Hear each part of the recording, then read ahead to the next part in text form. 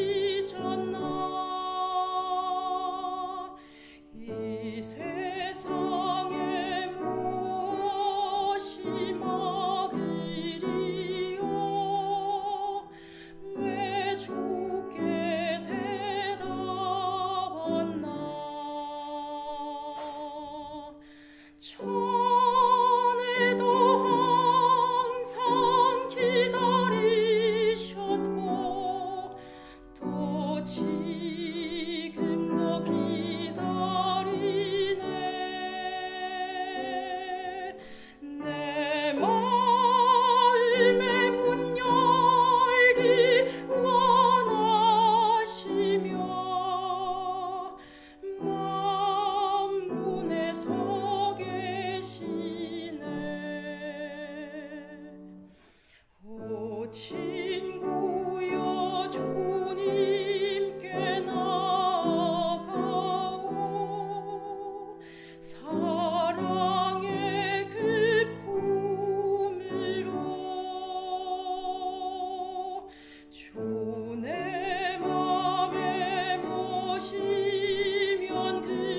힘없고 모든 것 해결되리.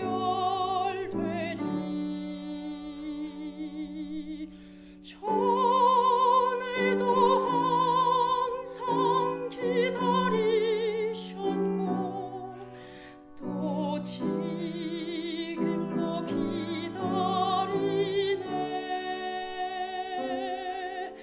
내 마음의 문 열기 원하시며 만문에 서 계시네.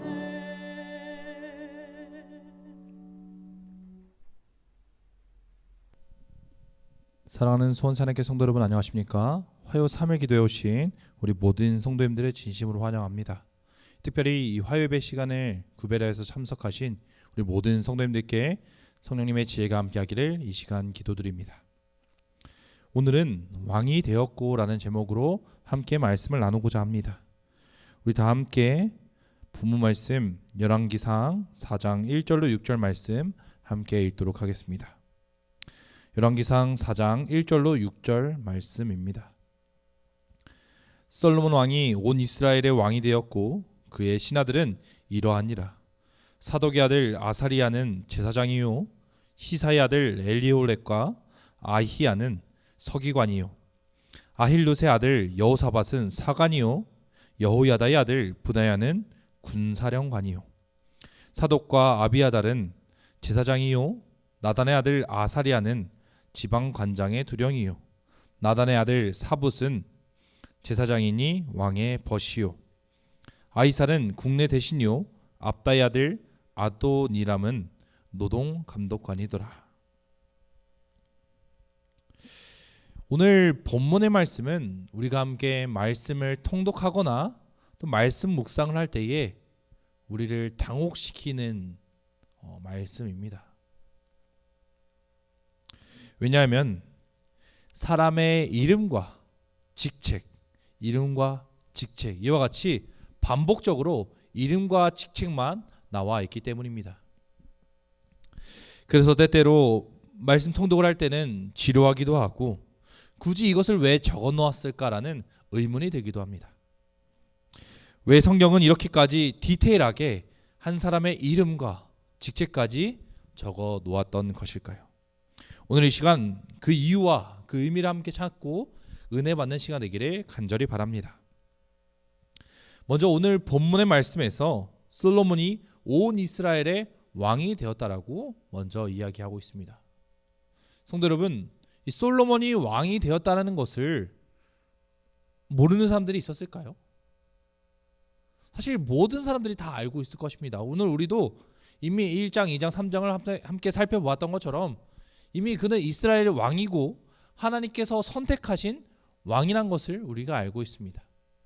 그런데 왜 솔로몬은, 특별히 성경은 이와 같이 온 이스라엘의 왕이라라고 솔로몬을 지칭하는 것일까요?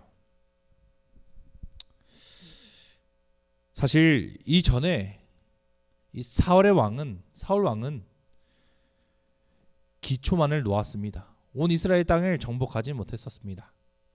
그리고 다윗 또한 전복 전쟁을 일으켜서 이 강국으로서의 기반을 만들어 놓았습니다. 그리고 그와 같은 일이 진행된 후에 비로소 솔로몬이 왕이 되었을 때에 그 모든 기반이 세워져 태평성대를 이루는 이스라엘 나라가 된 것입니다. 또한 사실 이후에 이 솔로몬 이후에 르호보암 때문에 나라가 분열이 되고 통일왕국 온 이스라엘을 다스렸던 왕은 솔로몬밖에 남지 않음을 의미하는 것입니다. 즉 온 이스라엘을 통치하였던 왕은 솔로몬밖에 없었다는 것을 이야기하는 것입니다. 그리고 이것을 강조하기 위하여 온 이스라엘 왕이라고 이야기하는 것입니다. 그리고 이후에 솔로몬은 이스라엘 왕이 됐고 왕으로서 내정자들을 뽑게 됩니다. 그것이 바로 오늘 본문의 내용입니다. 자, 그런데 사실 우리는 앞전에 이 솔로몬의 연약함에 대해서 나누었던 적이 있습니다. 그것은 무엇이죠? 함께 다시 한번 살펴보도록 하겠습니다.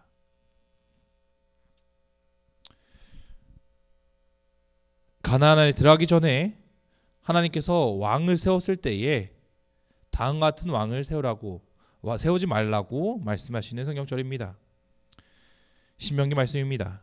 내가 내 하나님 여호와께서 내게 주신 땅에 이르러서 그 땅을 얻어 거할 때에 만일 우리도 우리 주의 주위에 열국과 같이 우리 위에 왕을 세우리라는 뜻이 나거든 반드시 내 하나님 여호와의 택하신 자를 내 위에 왕으로 세울 것이며 내 위에 왕을 세우려면 내 형제 중에서 한 사람으로 할 것이요 내 형제 아닌 타국인을 내 위에 세우질 말 것이다 라고 명령하여 주셨습니다.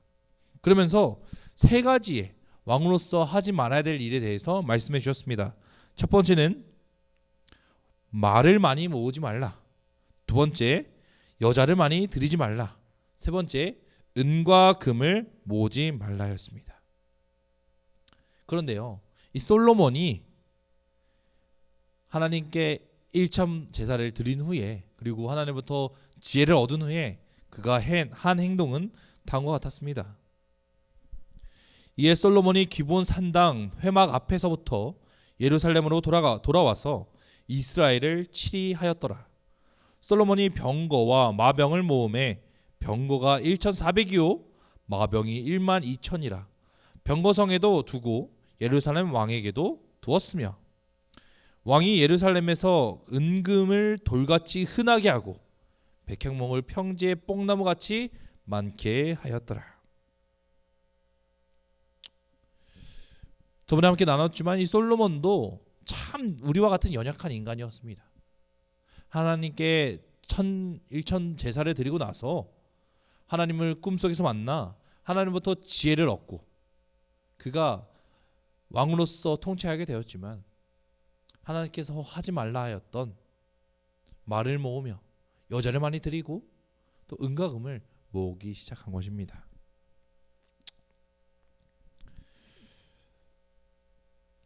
그러나 이렇게 연약하였던 솔로몬이지만 약점이 있었던 솔로몬이었지만 여전히 그의 마음속엔 하나님의 말씀을 듣고자 하는 순종의 마음이 그에게 있었음을 우리가 오늘 본문을 통하여 발견할 수 있습니다. 특별히 하나님께서 왕에게 명령하신 말씀은 다음과 같았습니다. 그가 왕위에 오르거든 레위 사람 제사장 앞에 보관한 이 율법서를 등사하여 평생에 자기 옆에 두고 읽어서 그 하나님 여호와 경외하기를 배우며 이 율법의 모든 말과 이 규례를 지켜 행할 것이라. 하나님께서는 말도 모으지 말 것이며 여자도 많이 드리지 말고 금과 은을 모으지 말라 하셨지만 왕에게 허락한 것은 하나님의 말씀과 계명과 율법을 그가 가까이 두어 하나님의 뜻에 대하여 온전히 깨달을 수 있도록 그와 같이 살라고 말씀하여 주시고 계신 것입니다. 이를 알고 다윗도 솔로몬에게 다음과 같이 이야기하였습니다. 내가 만일 내 아비 다윗의 행함 같이 내 길로 하여 내 법도와 명령을 지키면 내가 또 내 날을 길게 하리라. 솔로몬에게 주신 하나님의 약속이었습니다. 자, 그렇다면 솔로몬은 이 하나님으로부터 얻은 지혜, 그 듣는 마음을 어떻게 그가 유지하고 지켰을까요? 먼저 이것을 알기 위해서는 다른 성경책과 함께 비교해야 될 것이 있습니다. 사무엘하 8장 16절로 18절 말씀입니다. 스루야의 아들 요압은 군사령관이 되고 아일룻의 아들 여호사밧은 사관이 되고 아이두베의 아들 사독과 아비아달의 아들 아히멜렉은 제사장이 되고 스라야는 서기관이 되고 여호야다의 아들 브나야는 그렛 사람과 블레셋 사람을 관할하고 다윗의 아들들은 대신들이 되니라. 오늘 이 이름과 직책이 나열되는 것을 보면 솔로몬과 다르다는 것을 우리가 발견할 수 있습니다. 다윗의 시대의 그 시스템에서는 군사령관이 첫 번째였습니다. 그리고 사관, 그리고 대제사장, 서기관, 그리고 용병대장, 이렇게 순서대로 나열되어 있습니다. 왜냐하면 당시 다윗은 많은 전쟁을 치러야 했습니다.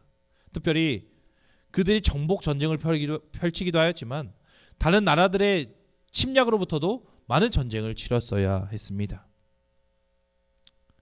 그러므로 그에 있어서 가장 첫 번째 조언자는 이 전쟁을 치를 수 있는 바로 군대 장관이었습니다. 이때의 다윗의 우선순위는 아마 요압 장군이었을 것입니다.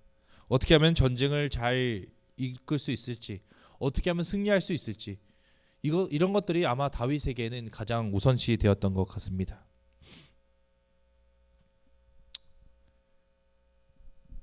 그런데요, 이 솔로몬의 등용하는 모습을 보면 그 순서가 다릅니다. 솔로몬 왕이 온 이스라엘의 왕이 되었고 그의 신하들은 이러하니라. 사독의 아들 아사랴는 제사장이요, 시사의 아들 엘리오렉과 아히야는 서기관이요, 아일루스의 아들 여호사밧은 사관이요, 여호야다의 아들 브나야는 군사령관이요, 사독과 아비아달은 제사장이요, 나단의 아들 아사리아는 지방 관장의 두령이요, 나단의 아들 사붓은 제사장이니 왕의 벗이요, 아이사는 군대 대신이요, 압다의 아들 아도니람은 노동 감독관이더라. 솔로몬의 시스템에서는 대제사장, 서기관, 사관, 그리고 군사령관, 또한 은퇴한 대제사장들, 그리고 지방의 담당자들이 순서대로 나열되어 있습니다. 다윗과 확연한 차이를 두고 있습니다. 다윗은 군대 장관을 가장 첫 번째로 두었지만 솔로몬은 네 번째로 두었습니다. 그리고 그가 가장 첫 번째로 둔 것은 하나님의 뜻을 전달하는 대제사장, 그리고 서기관들이었습니다.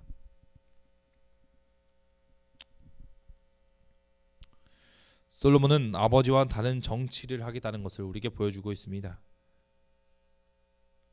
신명기서에 있어서 하나님의 말씀을 가장 가까이 두어야 된다는 그 말씀을 그가 지킨 것입니다. 그는 하나님의 말씀을 듣는 것을 가장 우선시하였습니다. 비록 그가 인간의 연약성으로 인하여서 약점이 있고 하나님의 말씀에 반대되는 일도 행하였지만 여전히 그의 마음속에는 하나님의 말씀을 듣고자 하는 그 마음, 지혜가 그에게 여전히 있었던 것입니다. 사랑하는 성도 여러분, 우린 너무나도 부족한 인간입니다. 지혜로웠다라고, 그리고 이스라엘의 태평성대로 이끌었던 그 솔로몬도 연약한 사람이었습니다. 지혜가 충만하였지만 그는 하나님의 뜻과 반대되는 일도 많이 하였습니다. 그러나 그가 오늘 성경에 기록된 것은 그가 그와 같이 연약한 인간일지라도 여전히 그의 마음속에 하나님의 말씀을 듣는 그 지혜가 그에게 있었다는 것을 우리에게 보여주는 것입니다. 사랑하는 성도 여러분, 오늘 우리도 연약합니다. 그러므로 매일의 삶에 주님의 은혜가 필요합니다. 비록 우리가 죄를 지을지라도 다시 한번 하나님께 나와 회개해야 하는 것입니다. 그리고 오늘 솔로몬이 가졌던 그 마음, 하나님으로의 말씀을 듣고자 하는 그 마음, 순종하겠다는 그 마음, 오늘 우리도 함께 품으시게 되기를 간절히 바랍니다.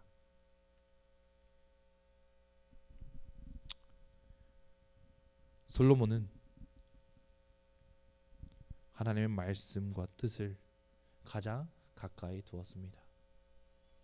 그 지혜로운 사람도 하나님의 말씀을 가장 가까이 두었던 것처럼 오늘 우리도 솔로몬처럼 하나님의 말씀을 나의 우선시에 가장 첫 번째로 두게 되기를 간절히 바랍니다.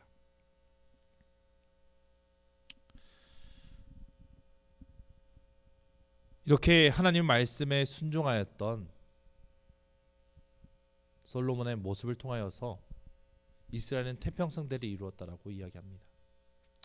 그런데요, 오늘 이 이름과 직책, 이 나열하는 것이 2절부터 19절까지 나열되어 있습니다. 사실 이 다윗의 때부터는 이 지파별로 등용을 하였습니다. 그런데요, 오늘 이 솔로몬은 큰 개혁을 이루게 됩니다. 이 지파에서 뽑는 것이 아니라 누구의 아들 지파와 상관없이 등용했다는 점입니다. 그리고 솔로몬은 단순히 어떤 기관의 장들만 뽑은 것이 아니라 이 지방 관리들까지 하나하나 뽑았다는 것입니다. 즉 모든 나라의 일에 대하여 많은 사람들과 함께 협력하여 그 일들을 이루었다는 것입니다. 그리고 이 모든 내정자들의 이름이 불려진 후에 20절에는 다음과 같이 이야기합니다. 유다와 이스라엘의 인구가 바닷가에 모래같이 많게 되매 먹고 마시며 즐거워하였으며.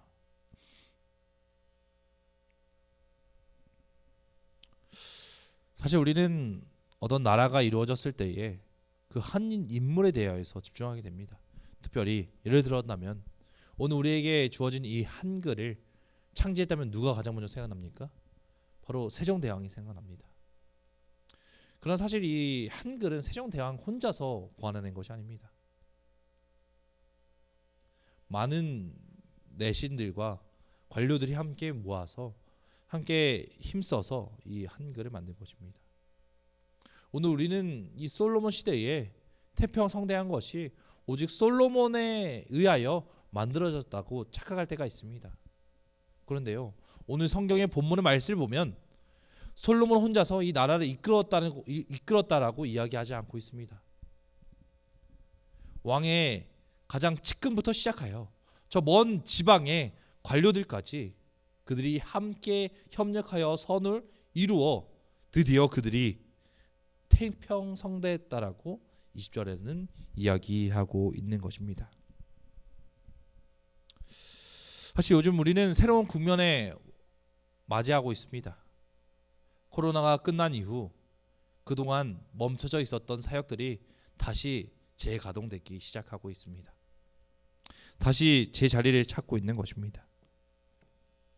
그런데요, 이러한 사역들이, 특별히 교회 사역들이 어떤 단 한 명의 좋은 리더로서 이루어지지 않는다는 것을 기억해 주시기 바랍니다. 오늘 이스라엘이 태평성대할 수 있었던 것은 위대한 지도자 솔로몬 단 한 명 때문이 아니라 그와 함께 협력하여 함께 일을 하였던 2절부터 19절까지 나열되어 있던 그 사람들을 통하여 그 나라가 태평성대할 수 있다는 것을 기억하시기 바랍니다.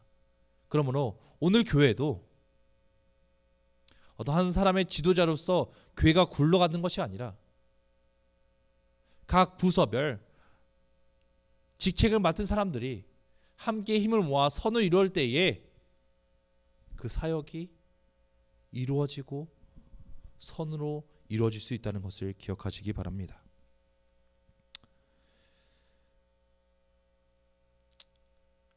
바울은 이에 대하여 다음과 같이 이야기하고 있습니다.